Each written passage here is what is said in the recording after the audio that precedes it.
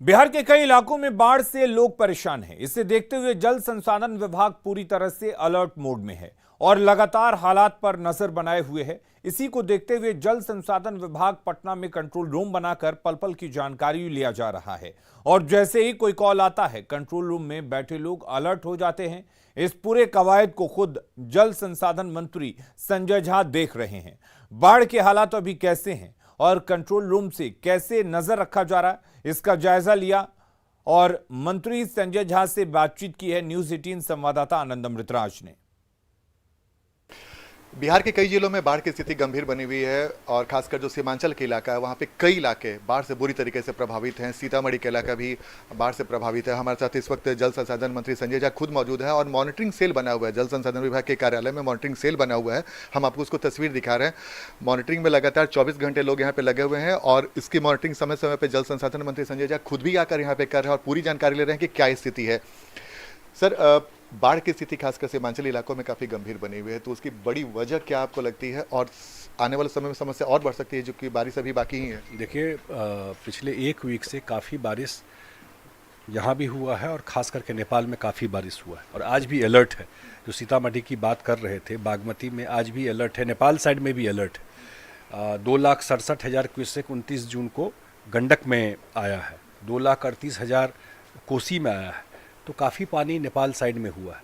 अब इससे क्या है कि मैं हमेशा कहता हूँ कि हम लोगों के लिए चिंता ये होता है कि नेपाल में कितनी बारिश हो रही है, नेपाल के स्टेशन में कितना बारिश हो रहा है।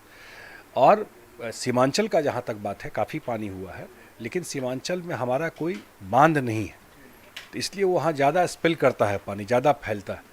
और वहाँ एक इशू और भी है कि बहुत सारा आप देखते होंगे तो नदी के बेड में भी बहुत सारा घर बना हुआ है, तो वो एक प्रॉब्लम है। लेकिन इतना मैं ज़रूर कह सकता हूँ कि जितना मेरा बांध है लगभग 4,000 किलोमीटर, वो सारा बांध एज ऑन डेट अभी तक सुरक्षित है और आगे भी सुरक्षित रहेगा। हमारा अलर्टनेस पूरा उस पर है। तब तो नेचर पर किसी का कंट्रोल नहीं है कि कल को किस इंटेंसिटी का क्या बारिश होता है। तो नज़र बनाए हुए हैं जल संसाधन विभाग और खुद मंत्री ने व्हाट्सएप ग्रुप बना रखा है और कौन अभियंता किस वक्त कहाँ पे हैं इसकी पूरी जानकारी 24 घंटे ली जा रही है। तो जाहिर सी बात है, बिहार में अभी मानसून ने प्रवेश किया है, कई इलाकों में बाढ़ की स्थिति बनी हुई है, लेकिन उस पर निगरानी रखने के लिए मॉनिटरिंग सेल बनाया हुआ है जल संसाधन विभाग में, जिसकी पूरी जानकारी बिहार के हर वैसे इलाके के जहाँ पे फ्लड की स्थिति बनी हुई गंभीर है या फिर क्या है, उसकी वस्तु स्थिति पूरी तरीके से यहाँ पे जानकारी ली जा रही है। और जल संसाधन विभाग के जो भी कर्मचारी हैं हर चीज़ पर अलर्ट हैं और खासकर जल संसाधन मंत्री खुद ही हर चीज़ को वॉच करे। तो जाहिर सी बात है, बिहार में कई इलाकों में बाढ़ की स्थिति बनी हुई है, लेकिन हालात को कंट्रोल में करने की कवायद भी जारी है। आनंद अमृतराज, न्यूज 18 नेटवर्क, पटना।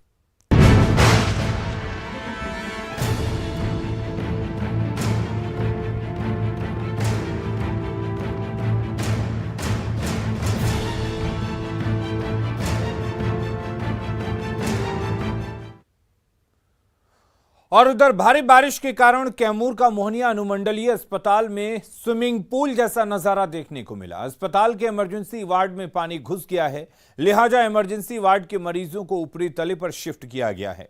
दरअसल भारी बारिश के बाद नाले का पानी सड़कों पर आ गया, जिससे डॉक्टर और स्टाफ को भारी परेशानी हो रही है। स्टेशन रोड से लेकर मोहनिया थाने की सड़क पूरी तरह से जलमग्न हो गई है। यहां पानी निकासी के लिए कोई व्यवस्था नहीं है।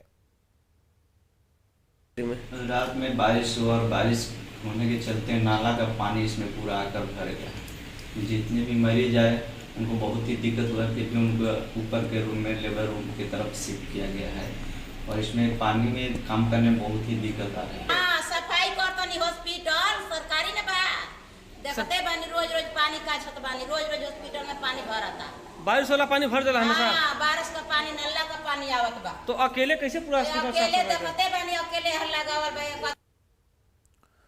और रुक करेंगे इस वक्त एक बड़ी खबर की। बेतिया से बड़ी खबर है, जहां पर उत्तर बिहार ग्रामीण बैंक में लूट हुई है। 3,76,000 की लूट हुई है। हथियार के बल पर लूट की इस घटना को अंजाम दिया गया है। 4 बदमाशों ने लूट की इस वारदात को अंजाम दिया है। बस स्टैंड स्थित शाखा में 4 लाख रुपए की लूट हुई है। और कटिहार से भी इस वक्त एक बड़ी खबर है, जहां पर 2 करोड़ के सोना लूटकांड का खुलासा हो चुका है। कारोबारी के भाई ने ही साजिश रची थी। मामले में अब तक 6 लोगों की गिरफ्तारी हुई है। लूटे गए सोने का बड़ा हिस्सा बरामद किया जा चुका है। आपको बता दें कि 25 जून को ट्रेन से इस बड़ी लूट की वारदात को अंजाम दिया गया था। कोलकाता से आने के दौरान एक सोना व्यापारी से लूट हुई थी। हाटे बाजार एक्सप्रेस में लूट की इस घटना को अंजाम दिया गया था।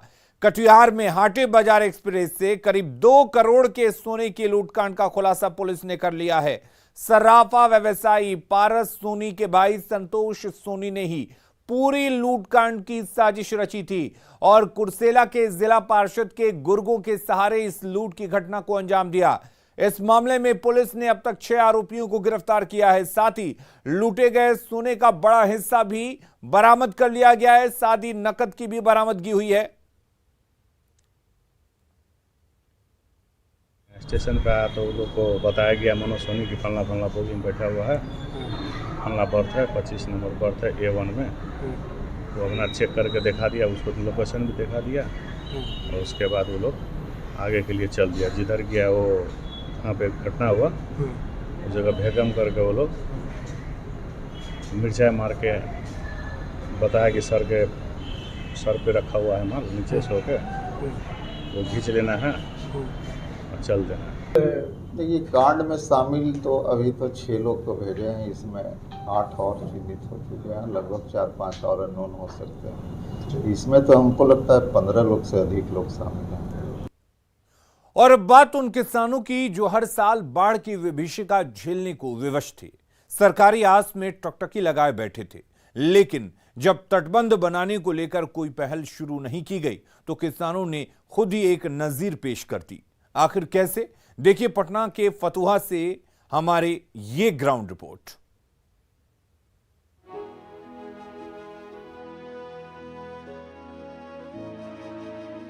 हम लोग दहते दहते परास्त हो गए हैं। हम लोगों को कोई शरीर में ताकत नहीं है अब सर कि हम लोग कुछ कर पा सकते हैं। इसीलिए हम लोग संकल्प किया कि जो भी मेहनत करके बचाना होगा बचाएंगे हम लोग। क्यों ये दर्द है, ये पीड़ा है? तो इसकी वजह भी है और वो है सरकारी उदासीनता। यही शब्द फिट बैठते हैं पटना जिले के फतुहा प्रखंड के गौरीपुंदा गांव के लिए, जहां के ग्रामीण हर साल बाढ़ की समस्या से जूझने के बाद अब एक नया संकल्प लिया है। गौरीपुंदा गांव में हम इस वक्त हैं और यह गौरीपुंदा गांव फतुहा के बगल में स्थित है और यहां पर हर साल बाढ़ की विभीषिका से किसान तबाह होते हैं। लेकिन इस बार किसानों ने निश्चय कर लिया है कि अपनी फसल को बर्बाद नहीं होने देना है।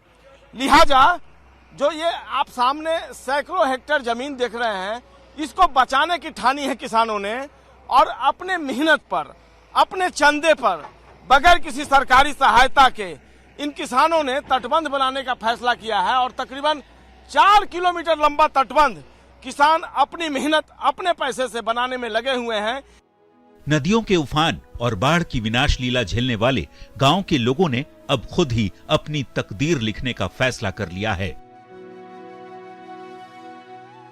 और श्रमदान कर खेतों को बचाने का बीड़ा उठा लिया है। ये हमेशा टूट जाता है, बांध टूट जाता है। अच्छा, हम लोग की क्षति नष्ट हो जाता है।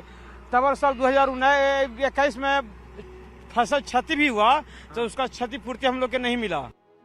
हर साल 800 बीघे से ज्यादा जमीन में लगी फसल बाढ़ के चलते बर्बाद होती रही है। बार बार गुहार लगाने के बाद भी जब प्रशासन और सरकार ने सुधि नहीं ली तो फिर गौरीपुंदा गांव के लोगों ने खुद अपने चंदे से तटबंध बनाने का फैसला कर लिया। चंदे की कोई सीमा तय नहीं की गई है। 12,500 राजू महतो है इस गांव के किसान है जिन्होंने 12,500 रुपया चंदा दिया है। 3375 रुपए चंदा दिया है और देने वाले प्यारे पंडित हैं जो 50 रुपए तक चंदा दिए, यानी चंदे के लिए कोई बाध्यता नहीं है। ग्रामीणों की पीड़ा शासन और प्रशासन के रवैये को लेकर क्यों है, तो इसका जवाब गांव के लोगों से ही सुन लीजिए। आप लोग गए उनके पास? सबके पास गए हम लोग सबके पास सिर्फ आते हैं, आश्वासन देके चले गए। हम लोग आशा में रह गए, दागी क्षति हो, बिहान शादी विवाह की बात आता है तो खेत कोई लेने वाला नहीं है कि हम लोग शादी विवाह बाल बच्चा को कर सकते हैं।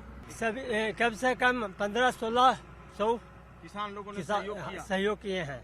अच्छा, तो लोग हंसी खुशी से दे रहे हैं चंदा। हाँ, दुखित है तो दुख से नहीं है, बाकी सभी से हो रहा है कि बिजली हम लोग करो, जिसमें बचेगा तो हम लोग के खाए पिए के लिए होगा। स्थानीय ग्रामीण तो श्रमदान कर तटबंध बना रहे हैं, जिस पर दिन रात काम भी चल रहा है, लेकिन यहाँ के पूर्व मुखिया का बयान भी सुनना जरूरी है कि आखिर समस्या की जड़ इतनी पुरानी क्यों है। 2 टर्म रहे थे।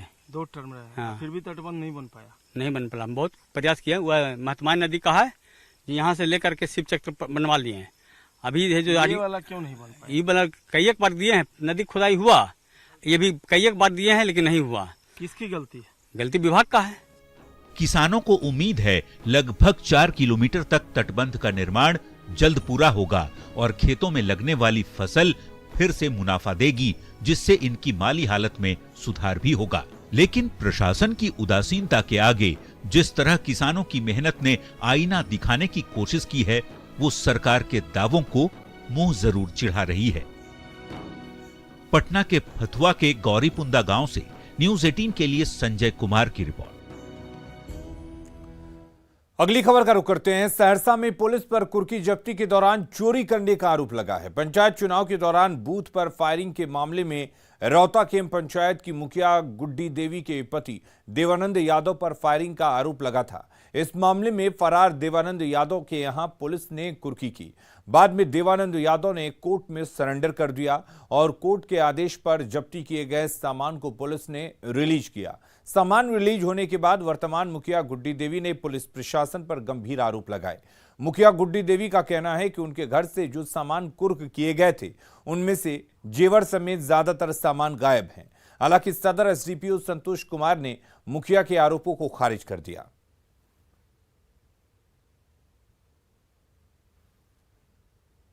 और अपना बिहार के इस बुलेटिन में फिलहाल के लिए इतना ही। आगे देखिए झारखंड की खबरें। जोहार झारखंड।